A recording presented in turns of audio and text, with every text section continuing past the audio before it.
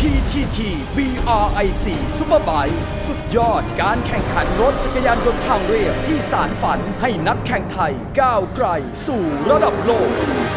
บริษัทปตท.จำกัดมหาชนบริษัทพลังงานของคนไทยและสนามช้าง International Circuit เสนอสุดยอดรายการแข่งขันรถจักรยานยนต์ทางเรียบชิงแชมป์ประเทศไทยที่รวมนักแข่งที่ดีที่สุดของไทยไว้มากที่สุดพบกับการขับเคี่ยวของนักแข่งกว่า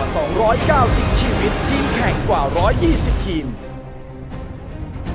ประลองความเร็ว 4 สนามสุดเร้าใจกับศึกซุปเปอร์ไบค์ที่จะพานักแข่งไทยโกอินเตอร์ด้วยเงินรางวัลสูงที่สุดของรายการแข่งในประเทศประเดิมเรสแรก 15-17 มิถุนายนเรสที่ 2 วันที่ 13-15 กรกฎาคมเรสที่ 3 วันที่ 10-12 สิงหาคมและเรสสุดท้ายนัดชี้ชะตาวันที่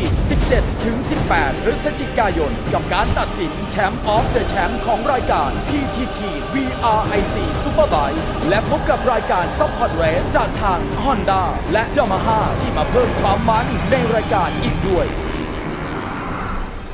ร่วมส่งเสียงเชียร์นักแข่งไทยในบันไดก้าวแรกสู่เวที 2 ล้อระดับโลกกับ PTT BRIC Superbike